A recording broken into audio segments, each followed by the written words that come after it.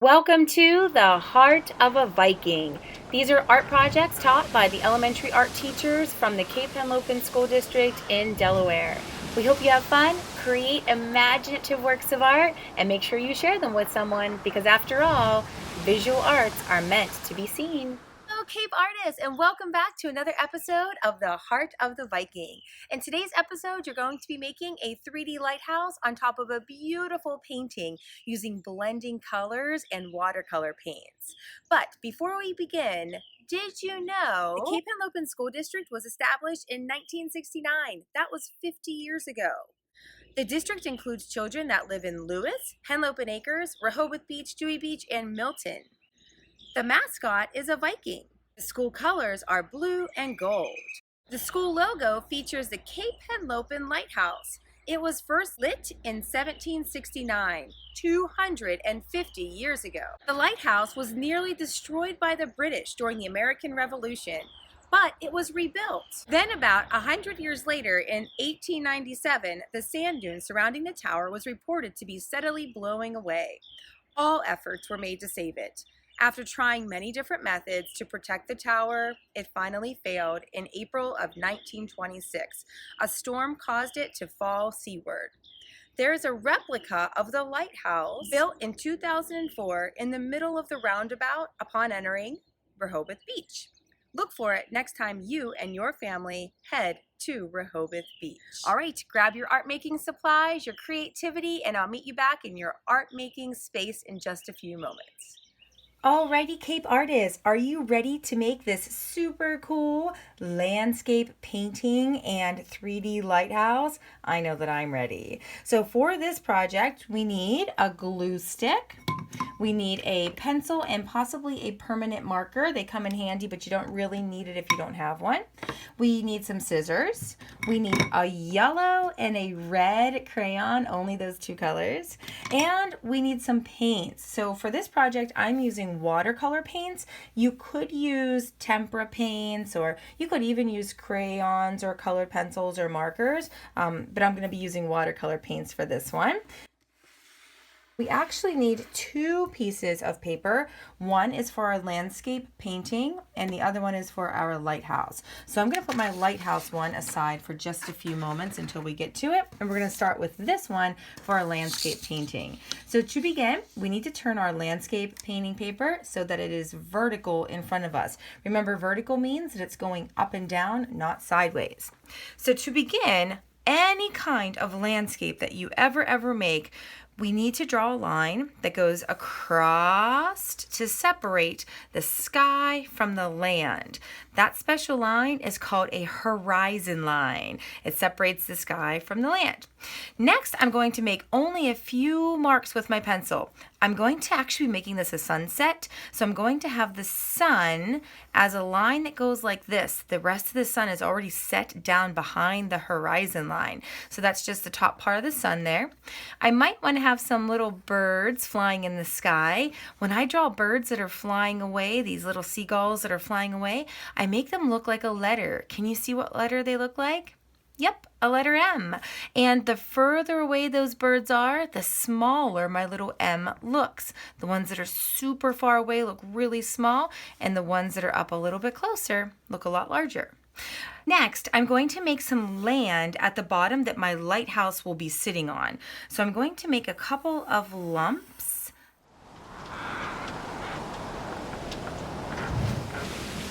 That looks pretty good, and you could imagine your lighthouse is going to be sitting just right about here where my hand is.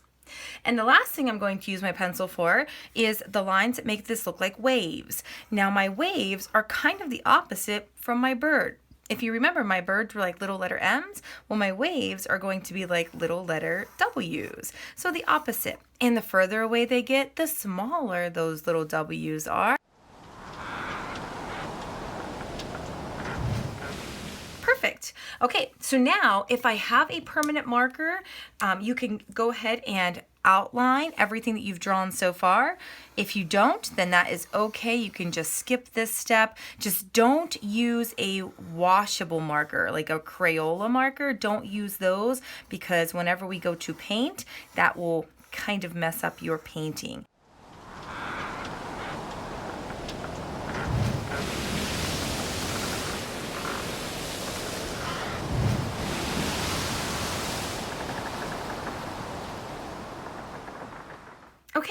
Excellent. So now I'm going to start my painting. So I'm going to get my watercolor paints back out here. Again, if you don't have watercolor paints, using crayon and doing the same thing will work just as well as what I'm about to do. So I'm going to take my paintbrush, get it wet. I'm going to find a color like yellow, my lightest color here, and tickle, tickle, tickle on the color that I want. I never want to dig into these paints. They're hard, and when I wet them, they turn into a little bit of a liquid on top there, and that's what I'm going to be using for my painting. So I have some of my yellow, and I want to put some yellow right here where the sun is. Now I'm noticing something strange happening to my paper as I paint. The paper looks like it's getting gray and dark in that area. That's simply because the paper is wet. As the paper dries, the grayness will go away and it'll be nice bright yellow, just like it is over here in my paint palette. So there's my yellow. I'm going to rinse out my brush now, and I'm going to grab some orange. And the orange is going to go right around the yellow. Again, it looks kind of gray and dull, but I promise once this dries, those colors will brighten back up.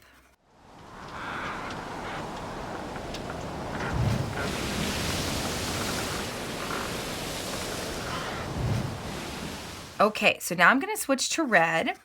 And I want my red to do two things. I want red to be next to my painting, but I also want red to blend with the orange. So while I'm going to put the red above the orange, just like this, I'm also going to let the red go down into the orange, just a little bit. So that way I create some red-orange where the two colors mixed together.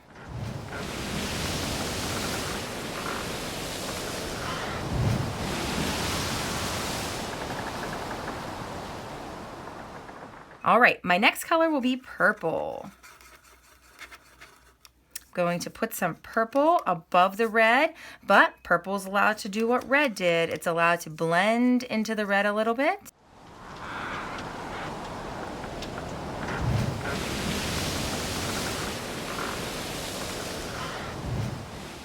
And my last color is blue.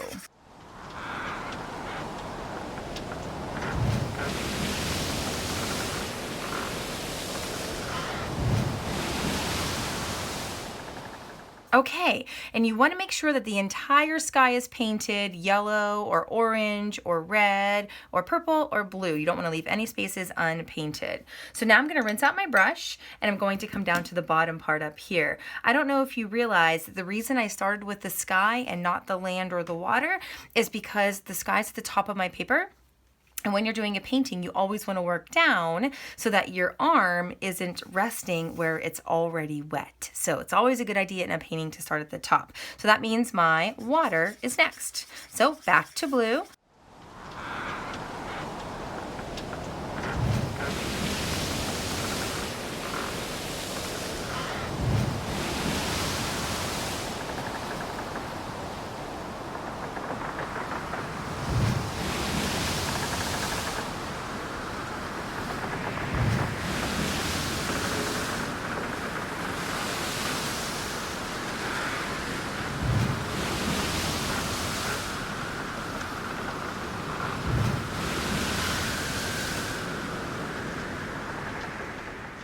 Okay, and my last color is going to be the land. So probably a shade of green. You could go with brown as well. And if you wanted those to be rocks, you could even go with gray.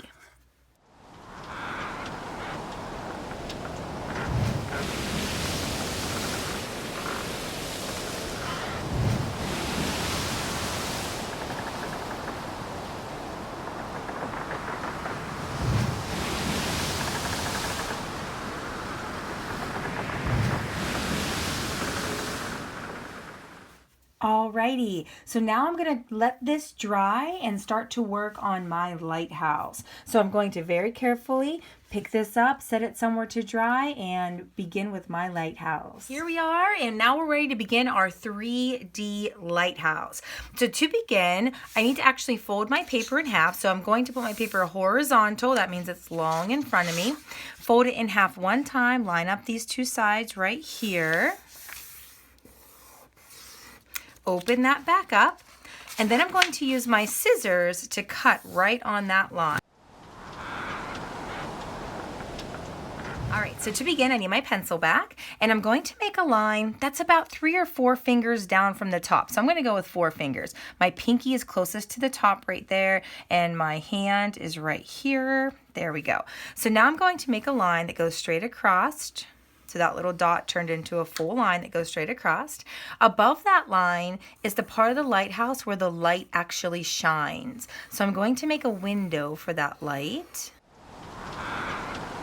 And I'm going to make a line that goes across the top just to make it look a little bit more like an actual lighthouse with some lines that come down. This is like a little fence where the lighthouse attendant can go up and look out.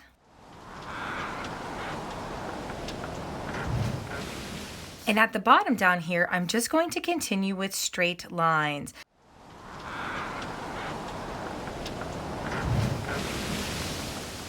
Excellent. I'm going to switch back to my marker. If you have a permanent marker, now's another chance for you to be able to use it.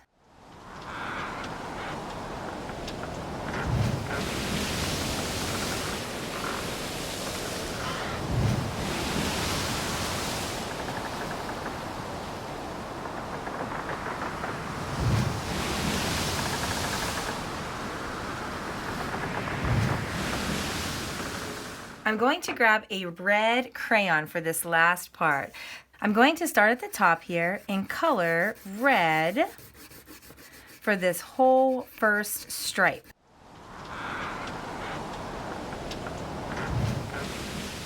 And I'm going to make a pattern now that alternates red, white, red,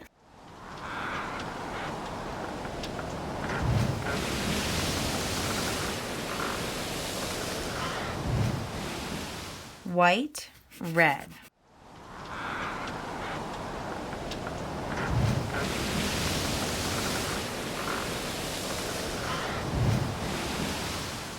Excellent. Okay, so now I need to flip my paper over, and on the 2 sides, I need to fold in just a little flap, just about that big. That looks perfect. And then I need a matching one on the other side. Perfect. And then I need my painting back, my dry painting. Alrighty, so here is my dry painting, and here's my little lighthouse that I was working on. So now I'm going to flip my lighthouse back over to the back, grab my glue stick again, and I'm going to use my glue stick only on that flap, just one of them. Okay. Save that for in a minute. Make sure this isn't stuck down. I see I got a little bit of glue here. I'm going to kind of rub that off. I don't want that to stick down. I really only want glue on that little flap. Now I'm going to flip this over, kind of position it so that the bottom of your lighthouse is on the land here. This would be straight. So you can see how my lighthouse is standing straight on my piece of paper right now. But I actually need to tip it just a little bit so that the top of the lighthouse is leaning a little bit to the left, like he's going to fall over. Not way over. This was straight, just the tiniest bit crooked. Then I'm going to take that flap that has the glue on it, fold it under, and press it down. So I'm checking 2 things here. I want to make sure the bottom is still touching the grass that's down here, and I want the top to be a little bit crooked, not totally straight, just a little bit crooked. Now I'm going to press that down. And then I'm going to check underneath to make sure that only that part is the part that's sticking down. I don't want this part to accidentally glue itself to my painting, just this part. Now, while this is open, there's another flap right here. I'm going to put my glue stick on that part. Okay, I did it again. I got a little bit of glue in the wrong spot, so just kind of rub that off. No big deal. Now, close this side up, and this side has to do the same thing. This time, this top part's going to crunch in this way. Do you see what's happening? It's making it pop up off of the paper. And again, make sure the bottom is still touching, and push that in.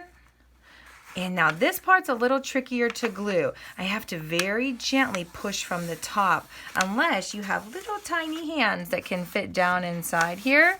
Either way, because you want to make sure that you keep this part sticking up in 3D, and you want the glue to stick down.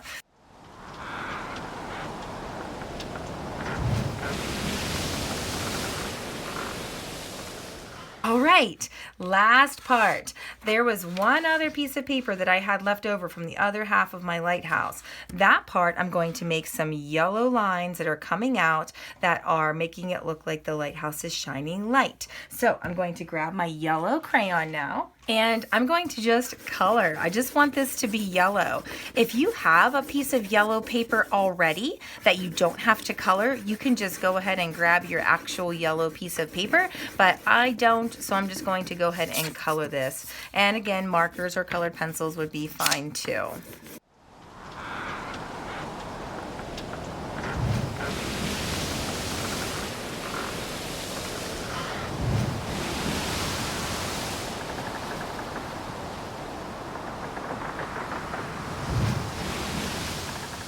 Right, that should be good. I think that half of the paper will be enough for the light. I can always color more later if I feel like I need it.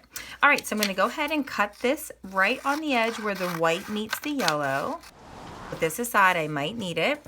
And then this one I'm going to cut right up the middle.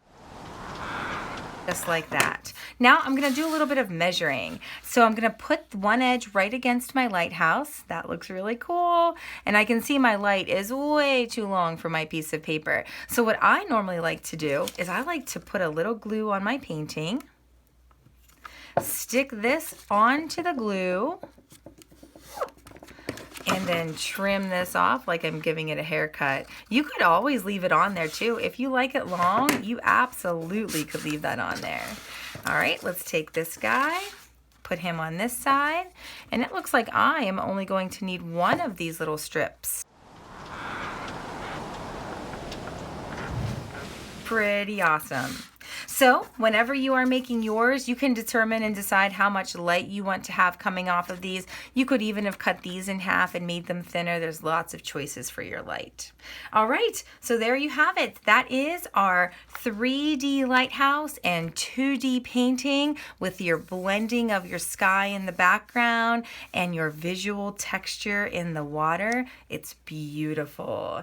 I hope you have a great rest of your day, and I'll see you back here tomorrow at the Heart of a Viking.